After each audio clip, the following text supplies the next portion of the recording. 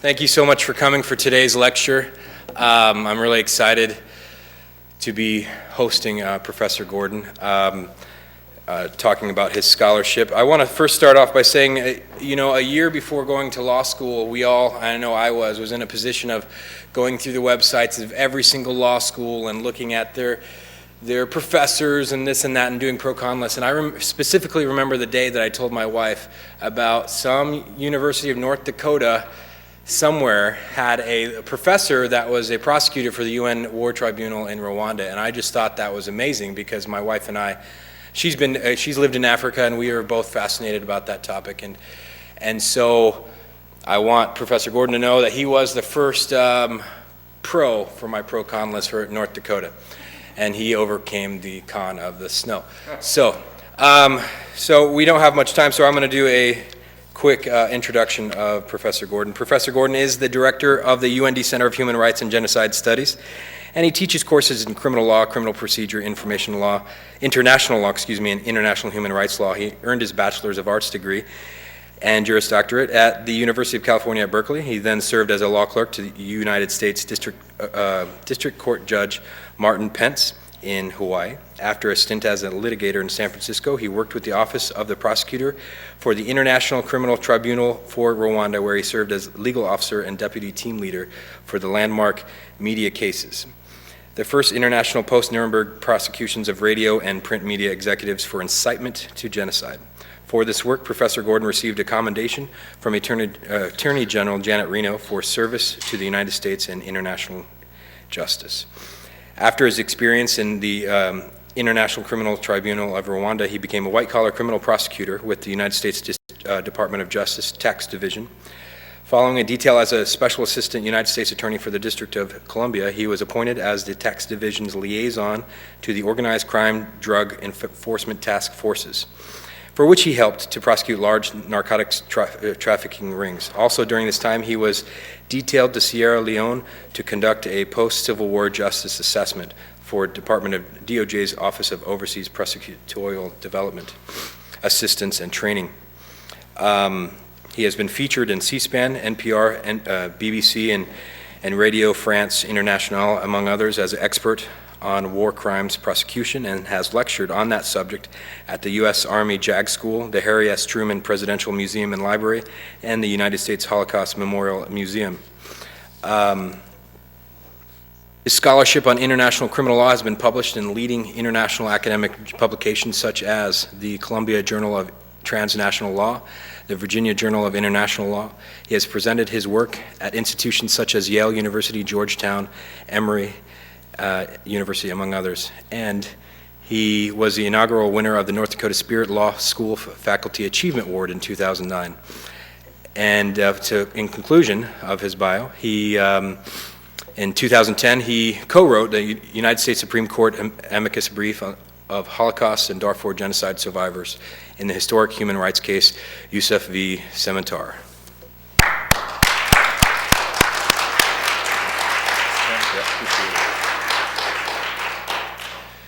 It's always such a privilege to be able to present my scholarship.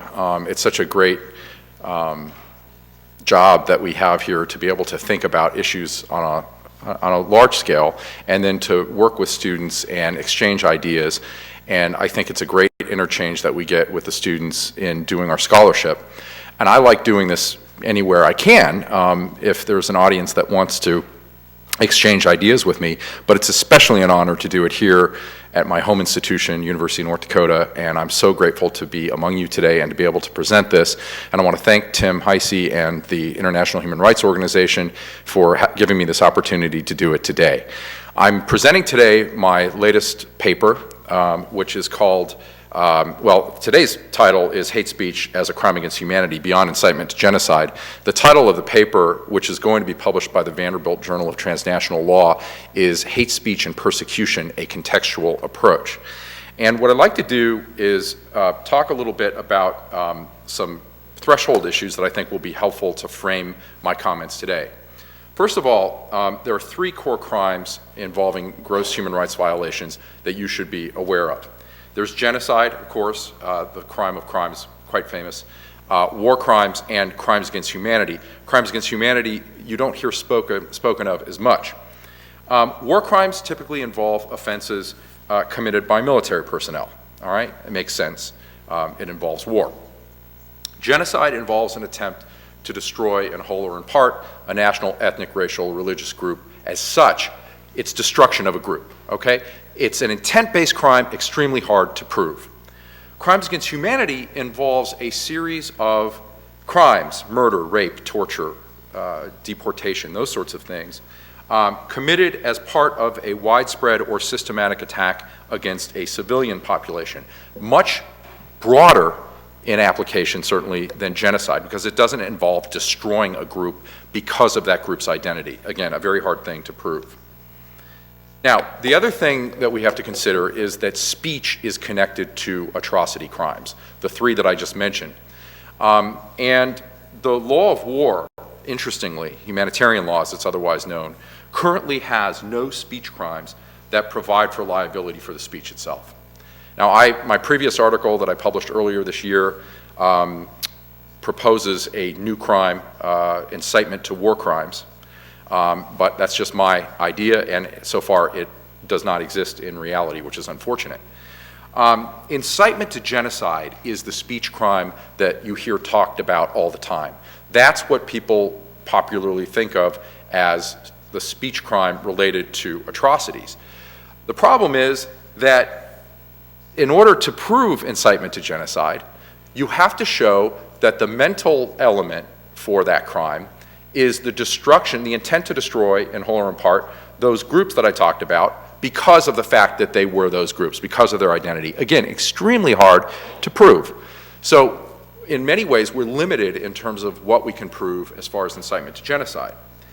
In the realms of crimes against humanity, hate speech, not necessarily uttered with the intent to destroy a group, right, can be part of a widespread or systematic attack and therefore can be a crime against humanity.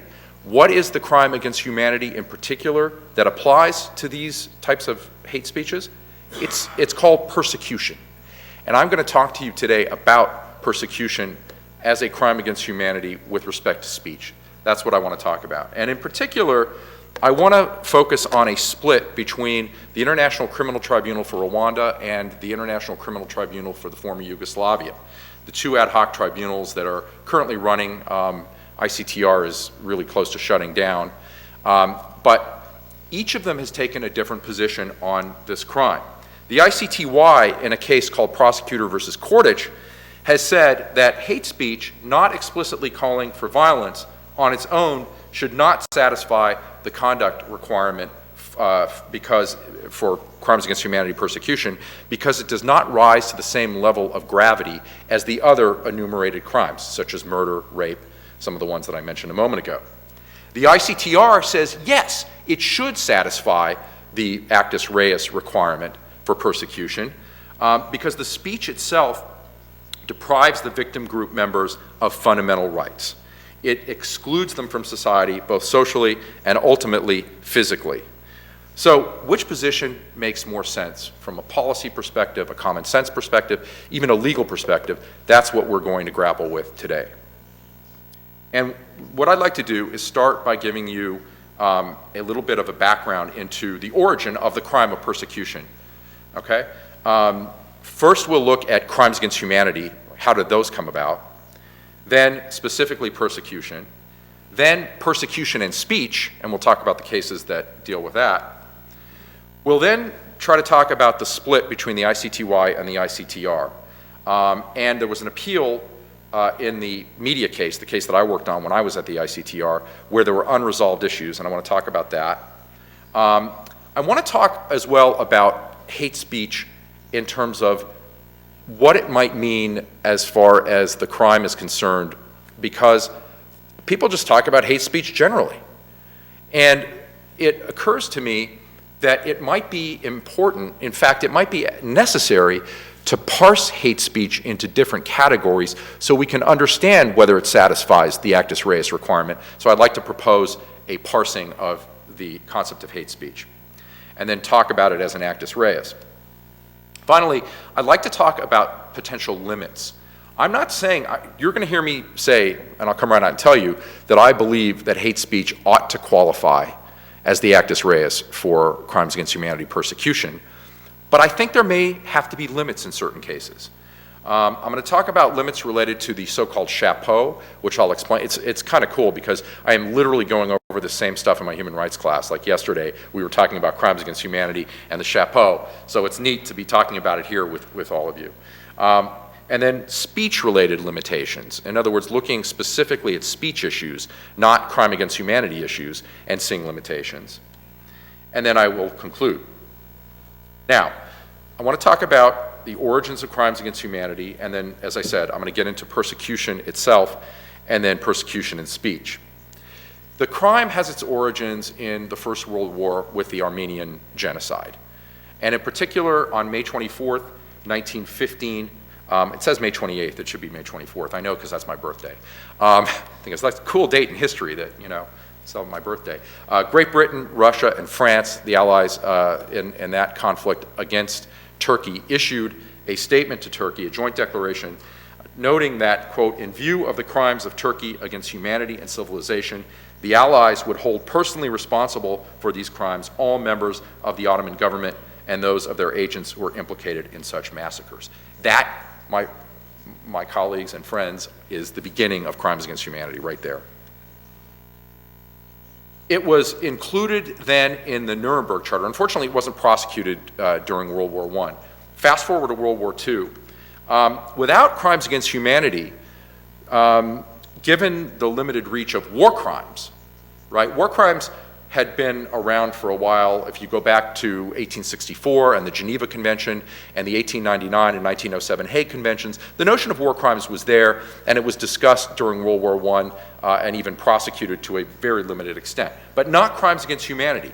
If you had to count only on war crimes as a viable charge, you'd be in trouble because high-ranking Nazi officials before the International Military Tribunal, that was the big trial at Nuremberg, the first trial, you know, they had committed crimes against their own citizens, but war crimes didn't cover that.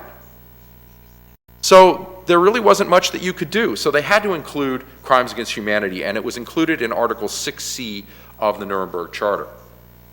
6C tells us that murder, extermination, enslavement, deportation, and other inhumane acts committed against any civilian population before or during the war, or persecution on political, racial, or religious grounds in execution of or in connection with any crime within the jurisdiction of the tribunal, whether or not in violation of the law of the country where perpetrated.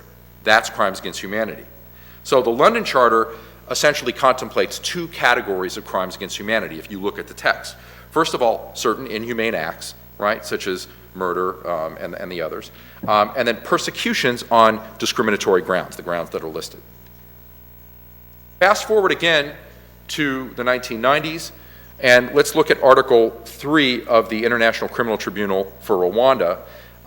That is the Crimes Against Humanity provision, and it states, the International Tribunal for Rwanda shall have the power to prosecute persons responsible for the following crimes when committed as part of a widespread or systematic attack against any civilian population on national, political, ethnic, racial, or religious grounds. This is the chapeau that I talked about earlier.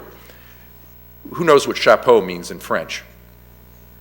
Hat. Everybody, it's great. The French proficiency here is impressive. But a hat obviously goes at the top of a head, and it goes at the top of the statute. And this is what makes it an international crime. Because otherwise, if you just look at the other ones, you know, murder, rape, you know, rape's not in there, it's going to come later. Enslavement, deportation, these could be domestic crimes. But for our purposes, you know, this is, I just want to mention, this is roughly comparable to the International Criminal Tribunal for the former Yugoslavia, Article 5.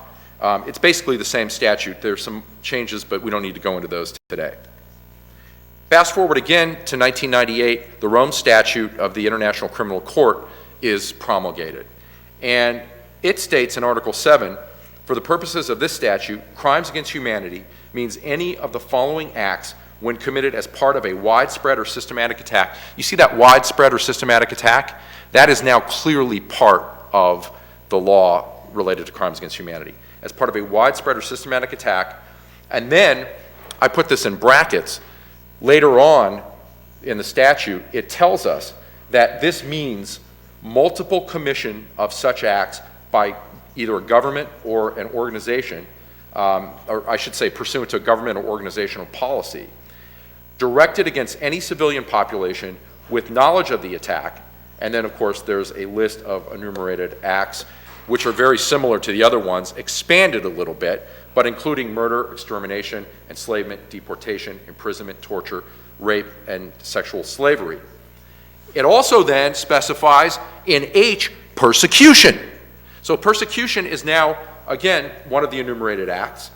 Persecution against any identifiable group or collectivity on political, racial, national, ethnic, cultural, religious, gender, right? So the grounds are enlarged, or other grounds that are universally recognized as impermissible under international law. And then you'll see, I have in bold, in connection with any act referred to in this paragraph or any crime within the jurisdiction of the court. So if you're going to charge crimes against humanity persecution, you're going to have to tie it to one of those other enumerated crimes: murder, rape, enslavement, deportation, or one of the other core crimes, genocide or war crimes.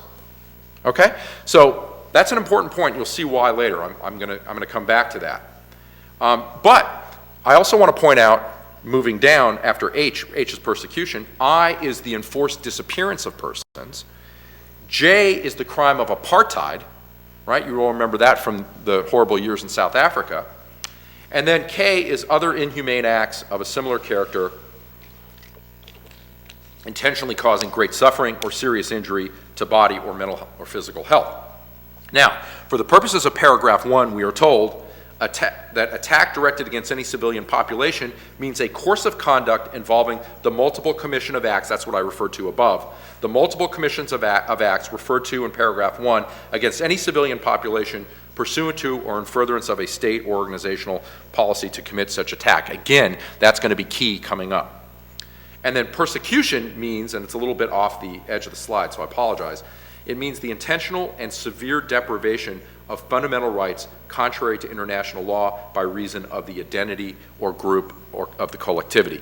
So, we now have a definition of persecution, so we're making progress in terms of fleshing out what this crime is. So, the other thing that tells us how this crime works is the case law. And we have cases from Nuremberg and the International Criminal Tribunal for the former Yugoslavia. Now, the Nuremberg cases provide us examples of persecution, but they don't really give us a concrete definition. And the ICTY cases do give us definitions and elements. So looking at them together, we'll have very good insights. Let's start with the Nuremberg cases. Now, in its general finding of Nazi persecution of the Jews, the International Military Tribunal, trying the major war criminals, this was the first trial at Nuremberg, focused on the passing of discriminatory laws, the exclusion of members of an ethnic or religious group from aspects of social, political, economic life, and the creation of ghettos. Now, what you'll notice about that list is it doesn't necessarily include direct physical violence against the victims. That's the point I want to make right now. And as part of the subsequent Nuremberg military trials, there were 12 trials that were conducted by a U.S. military tribunal after this main trial of the top guys, the Goerings and the von Ribbentrops and the Hesses. Afterward, they looked and they had trials that were based on themes. They had the justice trial, which was the Nazi judges and lawyers. They had the medical trial, which was the Nazi doctors, right? And they had 12 of these. And they also, some of those cases gave us some insights into persecution. So, for example, in the justice case that I just mentioned, which, by the way, is the subject of the movie Justice at Nuremberg from 1961, great flick, highly recommend it, see it if you can. But from that case, the Nuremberg Military Tribunal, not the International Military Tribunal, the Nuremberg Military Tribunal, found that the use of a legal system to implement a discriminatory policy constituted persecution. Again, the point of this is that it's pretty broad. It's not direct physical violence, it's more sort of bad social things that are being committed against the group. All right, then we come to the ICTY cases, right? We got good examples from Nuremberg, but finally with the ICTY cases, we get some concrete elements. And Tadich, which was the first case that was prosecuted before an international tribunal since Nuremberg, gives us a test.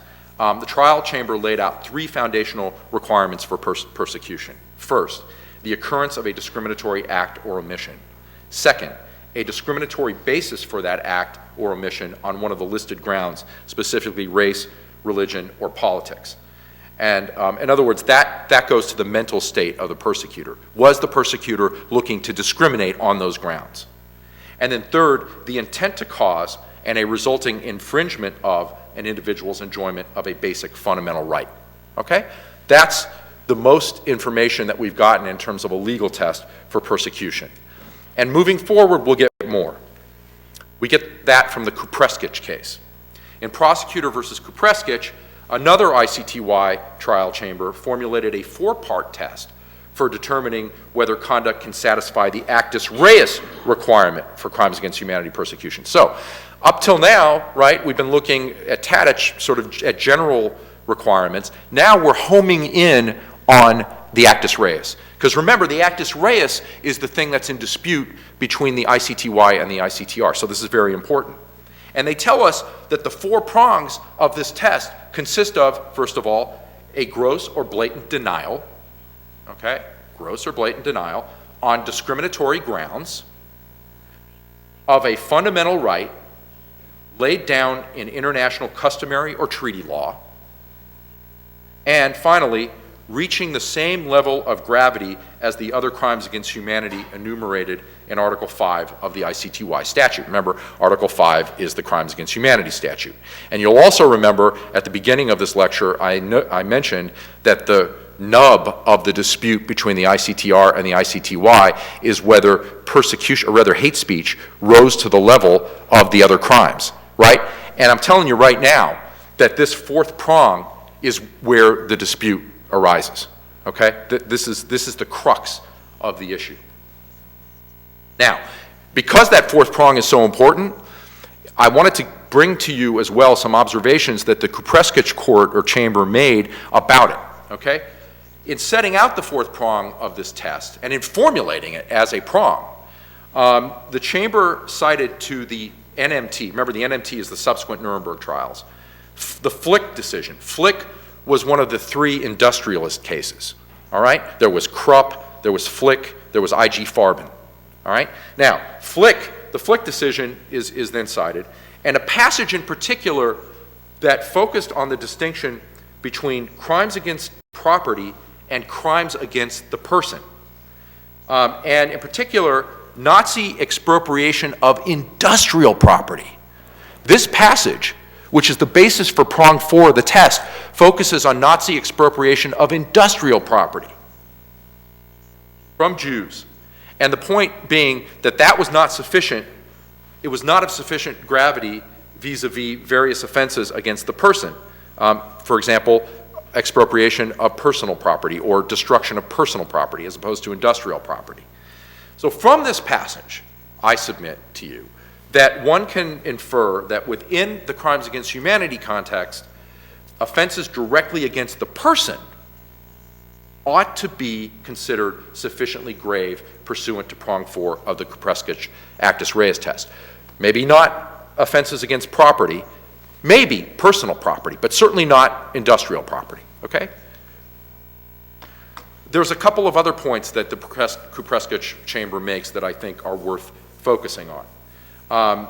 First of all, a narrow definition of persecution, the chamber tells us, is not supported in customary international law and was understood by the International Military Tribunal to, quote, include a wide spectrum of conduct ranging from discriminatory acts targeting general, political, social, and economic rights to attacks on the person. Remember, when we went over the Nuremberg cases, it seemed like there was a very wide range of conduct that applied. So that seems to be consistent. Second, that persecution is commonly used to describe a series of acts rather than a single act. And acts of persecution will usually form part of a pattern practice and must be regarded in their context. Okay? These are important points, because when we get to this dispute between the ICTY and the ICTR, we need to understand this. okay? And then finally, as a corollary to B, discriminatory acts charged as persecution must not be considered in isolation and may not, in and of themselves, be so serious as to constitute a crime against humanity. So, for example, curtailing the rights to participate in social life, such as visits to public parks, theaters, or libraries, must not be considered in isolation, but examined in their context and weighed for their cumulative effect. In other words, these individual acts typically are part of a larger campaign to inflict harm on the social group. So you can't look, for example, at a prohibition on going to a public park and say, well, that's not sufficiently grave. What they're telling you is you have to see it in the entire context, because within that context, it may very well be. All right, so now we understand crimes against humanity, now we understand persecution. What about speech and persecution, right? Because we're looking at this in layers. We've looked at the bigger crime, we've looked at the specific crime of persecution, and now we're going down to the final point, which is speech and persecution. Again, I want to focus at the judgments at Nuremberg. I want to look at the ICTR trial chamber judgments, because those are the ones that conflict with the ICTY. Then I want to look specifically at the judgment in Kordic, which is where all this controversy stems from. Then I want to look at a Canadian Supreme Court opinion, Mugesera versus Canada, and then finally that appeals judgment that I mentioned to you for the case that I worked on. Now, at the Nuremberg cases, we see mixed results. First of all, we have Julius Streicher, who was the editor-in-chief of an anti-Semitic Nazi rag called Der Stürmer. He was found guilty of crimes against humanity persecution based on 25 years, and I quote the court, 25 years of infecting the German mind with the virus of anti-Semitism and inciting the German people to active persecution and calling for murder when Jews in the East were being killed. All right? A lot of the murder operations of the Nazis occurred in Poland and Russia, and Streicher was saying horrible things in his newspaper during that time while aware that that was going on. Hans Fritzsche was found not guilty. He was the head of the radio section in Joseph Goebbels' propaganda ministry. He was found not guilty because his speeches, the tribunal said, did not directly urge persecution of Jews, and his position and official duties were not sufficiently important. I think that this is a horrible decision. I plan to write an article criticizing it, if not a book, and so to be continued, all right? The third one is Otto Dietrich, and he was found guilty for speech aiming to enrage the Germans, justify persecutory measures, and subdue doubts about persecution. You'll notice that there's nothing in there about direct physical violence, and that's a key point.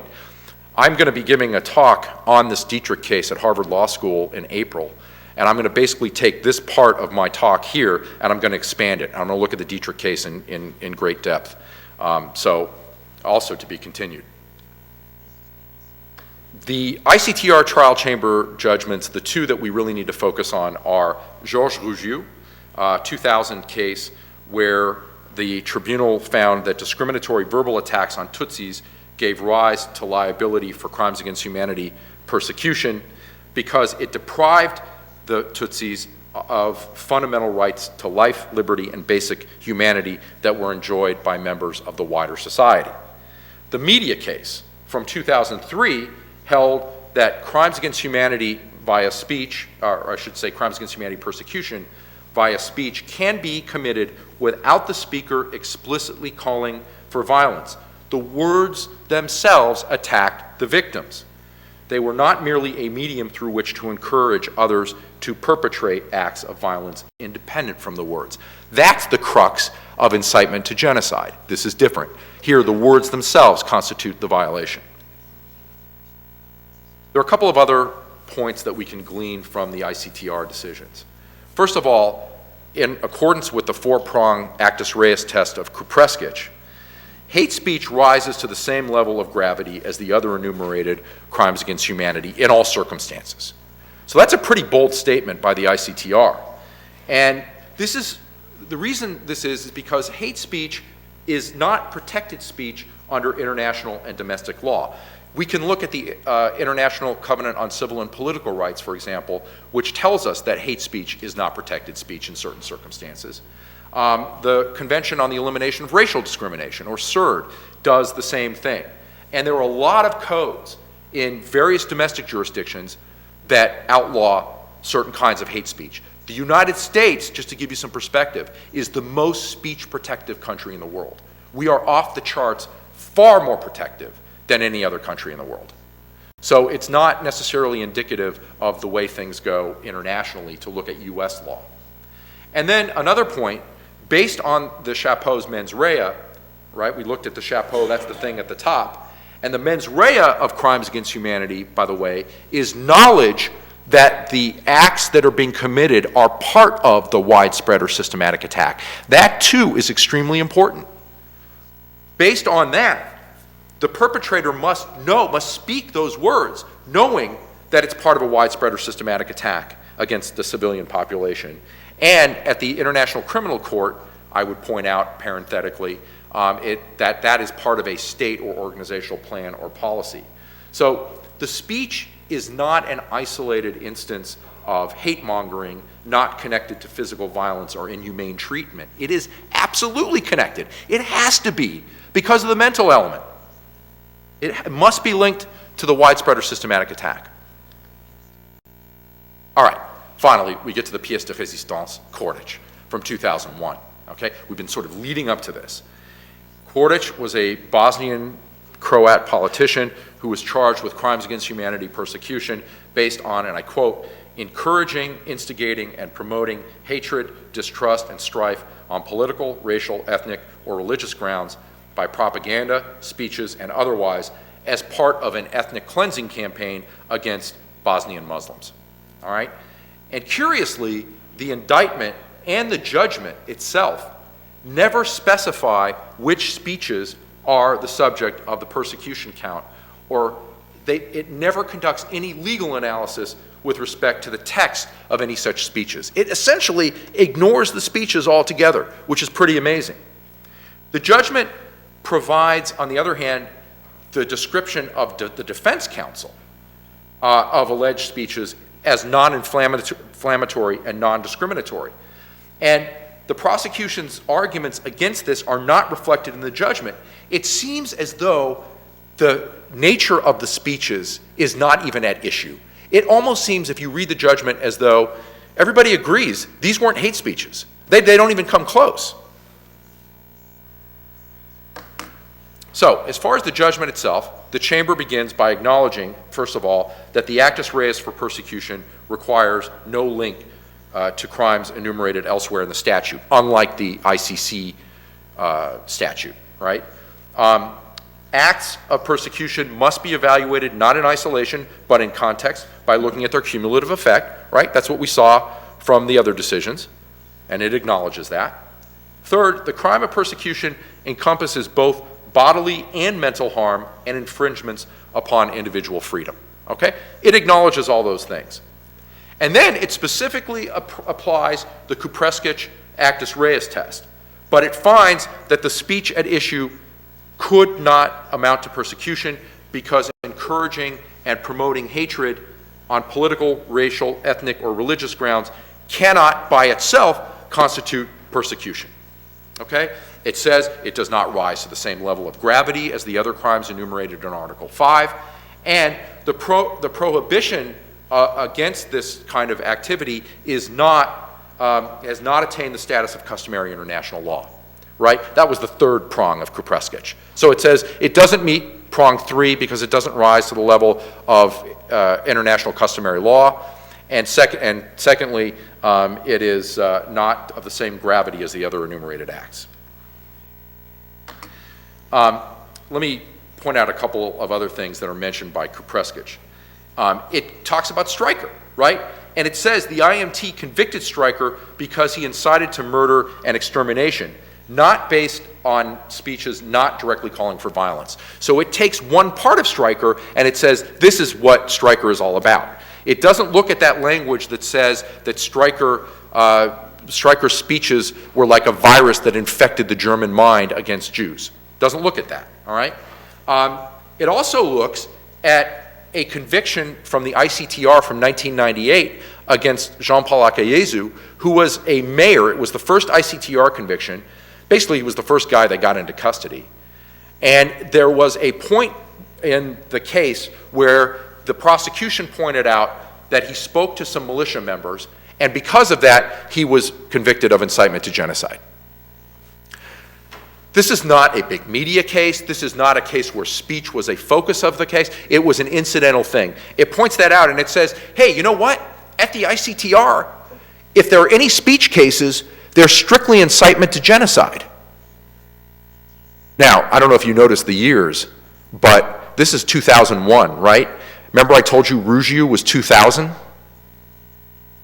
So I'm wondering about that statement. If you're saying that the ICTR and speech is limited to incitement to genocide, what about Rougiou? And then it says the only speech act explicitly criminalized under the statutes of the International Military Tribunal, Control Council Law Number 10, which was the Nuremberg Military Tribunal Law, and the ICTY, ICTR, and ICC statutes is direct and public incitement to commit genocide. Of course, this completely ignores the fact that crimes against humanity persecution has been used to prosecute hate speech since Nuremberg. But that's okay. And then it says there is no consensus regarding criminalization of hate speech, and it really only cites the United States and says, hey, the United States does not criminalize it, so therefore it does not represent customary international law. Now, I mentioned Mugesera. Mugesera is a 2005 immigration case. I don't want to spend a lot of time on it, but it involved an infamous speech before the Rwandan genocide, and Mugesera was accused of making the speech and then fleeing Rwanda and going to Canada, and Canada was trying to deport him based on the speech. The point is that the Canadian Supreme Court looked at both the Kordic and the ICTR approaches, and it implicitly rejected Kordic. Okay? So this is 2005. Then we get the media case appeal, because up till now I'm just talking about the trial chamber judgment, okay? The appeals chamber affirmed that hate speech targeting a population on the basis of ethnicity or any other discriminatory ground violates the right to respect for the dignity of the members of the targeted group as human beings, and therefore constitutes actual discrimination. This is a key point of the ICTR's decision in the media case, and it's saying, yes, we agree. It also held that speech inciting to violence against a population on the basis of ethnicity or any other discriminatory ground violates the right to security of the members of the targeted group and therefore constitutes actual discrimination. Okay, that also gives us some important insights. However, the appeals chamber refused to resolve the dispute between the ICTR and the ICTY, which allowed me to write this article, but nevertheless, I quote, "The appeals chamber is of the view that it is not necessary to decide here whether in themselves mere hate speeches not inciting violence against the members of the group are of a level of gravity equivalent to that for other crimes against humanity." All right? That's the key passage. They punted. All right? And I'm coming in and saying, you know what, we need to resolve this, and here's how. But let me just say that there were some partial dissents. I don't want to get into great detail because of time issues here, but let me just say that two of the judges, Pokar and Shahabuddin, rejected Kordic, and for various reasons, a lot of the ones that I've already kind of alluded to you in speaking about this. But then there was a pro-Kordic case opinion, which was from Judge Marone. Judge Marone is American, and he took American jurisprudence and basically said, this is what ought to apply here. There's a test, Brandenburg versus Ohio, which talks about the fact that you cannot criminalize hate speech unless it is intended to incite to imminent lawless violence and is reasonably likely to do so. All right? So that of course, is beyond the scope of what the hate speech persecution decisions have held other than Kordic. So, again, the appeals chamber noted that hate speech standing alone may result in violation of the rights of dignity and security, but refused to opine whether such violations are as serious as the other enumerated crimes against humanity. The question is, are they? And how exactly, implied in that, do we define hate speech? And so this is where I propose this breakdown of hate speech. I talk in my paper about the fact that we can look at three basic categories. General hate speech, which attacks or dehumanizes a group that suffers from social prejudice. I'll use this. Social prejudice and creates a general climate more receptive to animosity toward and violence against the group. This is not directed at anyone in particular. Okay? Then moving along to the right of the spectrum, we get what I call harassment. This is statements voiced directly at the victims. So examples would be, you do not belong here, or you are vermin, or you are scum, you are not human, whatever. They're directed at the victims themselves. And then finally, incitement. And incitement is directed to third persons. And there can be, I argue, we can break this down even further, there can be incitement to hatred, and there can be incitement to persecution.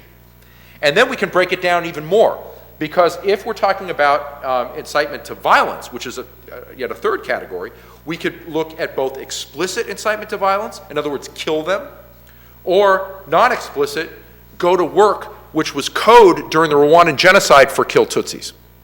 Okay? So I think it's important to do this breakdown and not speak in a blunderbuss approach about hate speech. That will not do, given the issues that we're talking about and how important I think it is to see the complexity of this law.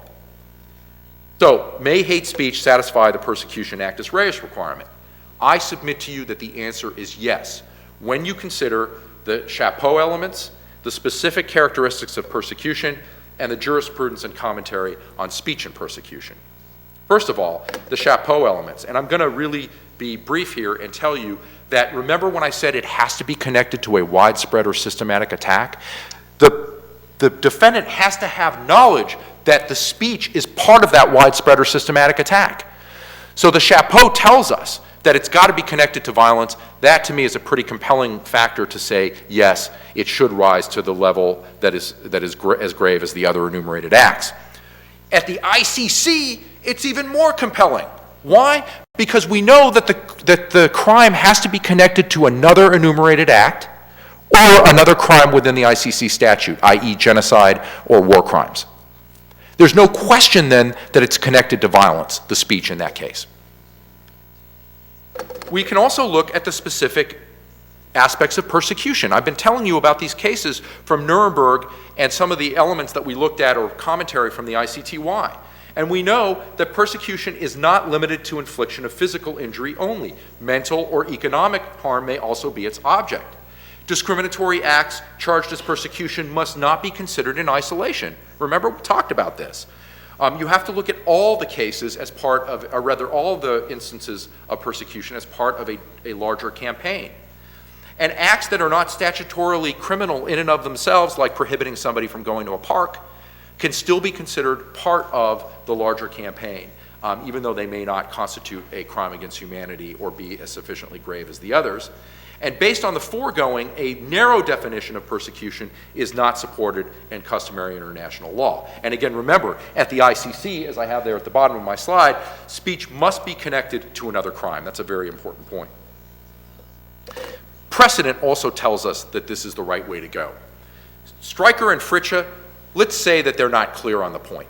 Dietrich definitely is. So, we have no question about Dietrich. And then all relevant post-World War II cases other than Kordic support this proposition. And as I mentioned, Kordic, I've been implying, is deeply flawed. Why is it flawed? Well, first of all, it's flawed because it's artificial. And I'm just going to briefly tell you, because I talked about this before, it was a contrived decision. There was no factual basis for going into the hate speech because there was no hate speech there. It's almost as though the chamber was just looking for an excuse to say hate speech cannot be the actus reus for crimes against humanity persecution and just put the analysis in without any contextual analysis at all. It doesn't work. Secondly, it mangles precedent. Like I said, it has a skewed view of Stryker and Fritzsche, but it completely ignores Dietrich. And here's the most important point. It completely ignores Rougiou. Rougiou is from 2000. This is a 2001 case. This chamber cannot, with a straight face, support its position if it does not cite relevant precedent. And when in fact it goes beyond that and says that Akayesu from 1998, the incitement to genocide incidental case with the mayor talking to the militia is the only case dealing with hate speech. That's just wrong. And then it's internally inconsistent because, as I mentioned, it talks about the fact, it acknowledges that you can't look at hate speech in isolation, you have to look at it in context. It acknowledges that it does not relate strictly to physical violence, it may relate to other crimes, and yet when it comes down to its end analysis, it doesn't acknowledge that, so it's internally inconsistent. Now, all this said, I do think that not every single case of hate speech may qualify as the actus reus. There could be limits, and let me talk about those. First of all, there could be limits related to the chapeau. The nexus between the speech and the attack may be attenuated in varying degrees. Even though satisfying the minimum connectivity threshold, okay, maybe you can show it's connected to a widespread or systematic attack, the attack, for example, could be relatively geographically distant. And in those cases, because we do care about protecting free speech, even though it might be offensive speech, we may not want to find that it qualifies as crimes against humanity. Also, from a temporal perspective, the attack could be only in its incipient phases, just starting, and then it gets stopped. And in those cases, again, it's sort of marginal, and we don't really, I don't think, want to criminalize. The attack also could be nonviolent in nature. For example, remember, apartheid is one of the enumerated acts. If you impose an apartheid system, as reprehensible and horrible as that is, it may not involve violence. And so because we want to jealously guard our free speech rights, it may not be a good idea to criminalize in that case. Also, the party responsible for the widespread or systematic attack may not be a government entity. It may be an organization like a paramilitary group, and therefore one of the key points I want to make to you here is that my paper talks about the fact that in crimes against humanity situations where there's a widespread or systematic attack, empirically, almost in all cases, the government controls access to the media. And therefore, the marketplace of ideas is shut down. That's one of the fundamental premises of American free speech jurisprudence. And you don't get it. However, if you have a paramilitary organization, they don't perhaps control all the media apparatus, and therefore there can still be a chance to speak against the bad speech and marginalize it. That's the way our free speech jurisprudence works, and in that case, it may be wise not to criminalize. Again, there may be limits related to the speech itself. General hate speech, not necessarily directed to anyone in particular. Remember, that's why I looked at the spectrum of speech, and dehumanizing the victim group is relatively less serious than harassment and incitement. Even incitement, as I pointed out earlier, should be parsed as a hate speech category. Incitement to persecution, for instance, is less serious than incitement to violence. And incitement to violence itself bifurcates into direct and indirect varieties. I submit to you that we should look at each kind of speech and determine whether it's as grave as other kinds. On the other hand, the specific text and quality of the speech, as well as the medium for its dissemination, should also be taken into account. Even general hate speech, if especially degrading or incendiary and issued at frequent intervals, for example, on a public broadcasting system, as opposed to, say, a mayor speaking in a communal town hall to some militia, right? Those cases may perhaps qualify as the actus reus for persecution. So we have to look at each case individually, and that's why I say a contextual approach is necessary. The nature of the widespread or systematic attack in relation to the type of hate speech, as I say, is going to have to be assessed on a case-by-case basis, and it would seem that a persecution charge may be unfounded if less grave hate speech is coupled with a non-government sponsored or perpetrated widespread or systematic attack against a civilian population. Again, we care about protecting free speech rights. In those cases, we may not want to go that far. And this would be especially true if the attack itself were nonviolent or geographically or temporally attenuated. I conclude by noting that history has shown time and again that without verbally conditioning and encouraging perpetrators to take action, large-scale human rights violations are simply not possible.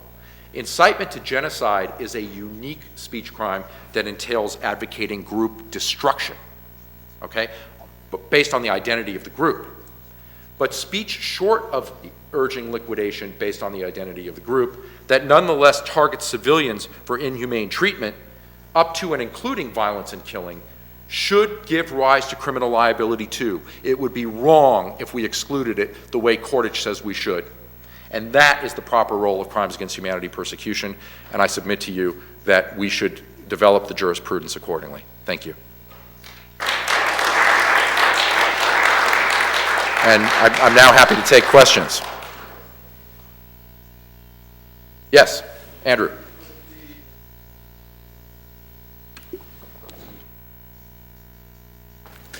With the hate speech crimes, and when we consider the totality of the circumstances, Yes. wouldn't the audience also need to be considered? So wouldn't we be punishing the speaker for the mistakes or the crimes of the audience?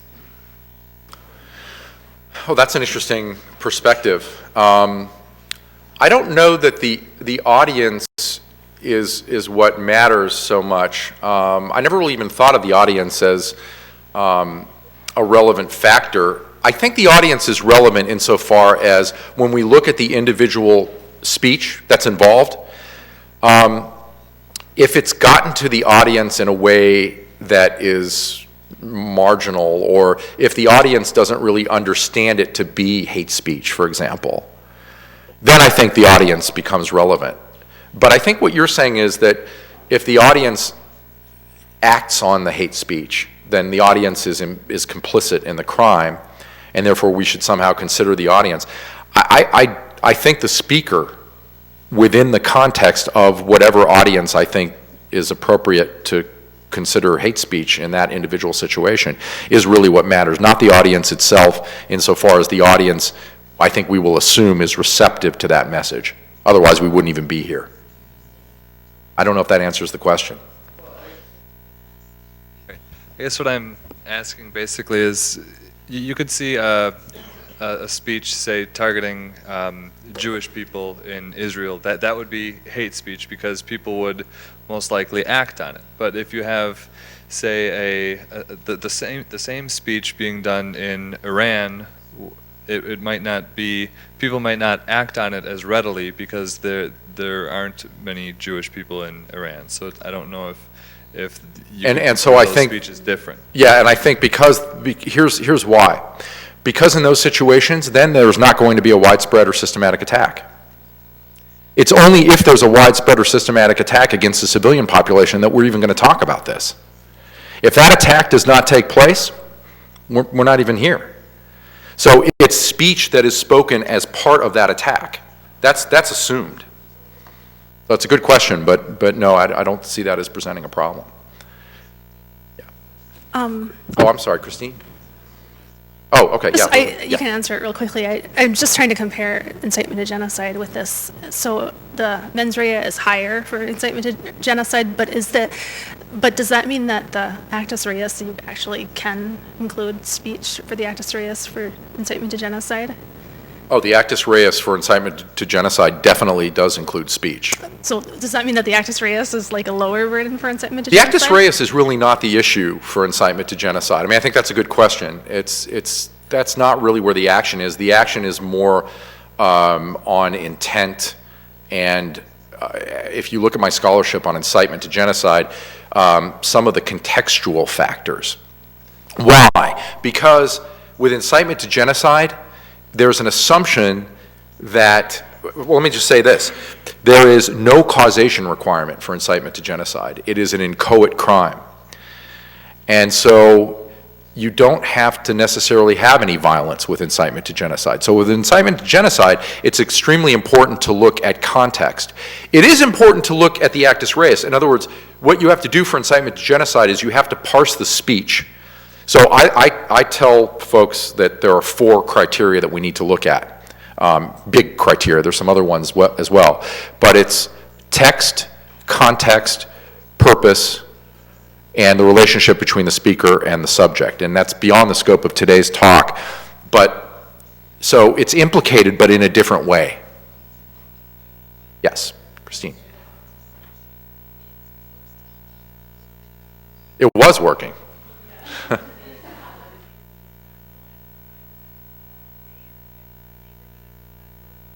Okay, I was reading red is not green. Problem. So I just realized that maybe with what you were just describing, the 4 factors, you may be responding in some way to the question that I had formulated. Essentially, as you create this continuum from general hate speech Yeah. to incitement, and then you have subcategories within, for instance, incitement to persecution to violence, et cetera. Exactly. Do you have any allowance for speech that takes on the characteristics of more than one? And how do you accommodate that? So, for instance, a speech that tends to be more incitement to persecution versus violence, Yeah. or something that's harassment with a tinge of incitement or vice versa. Is there any kind of accommodation for that? Yeah, I think those things should be taken into account. Remember, this is just a conceptual rubric. So I'm not saying that you would have, when you look at that spectrum, let's see if I can go back to it.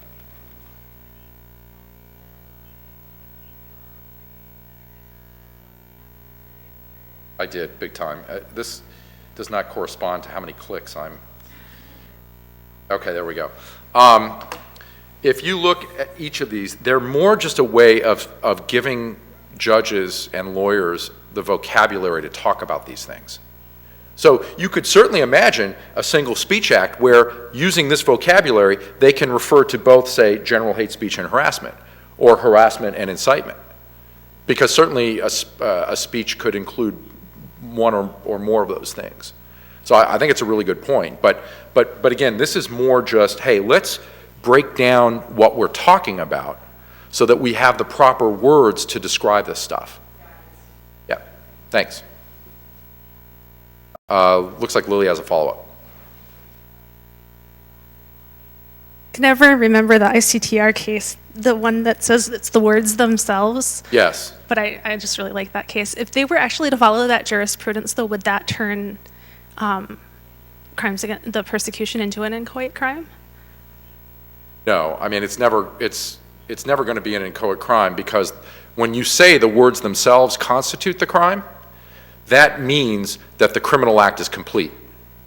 Whereas when you talk about an inchoate crime, you're talking about a crime involving an act wherein the target crime is not complete.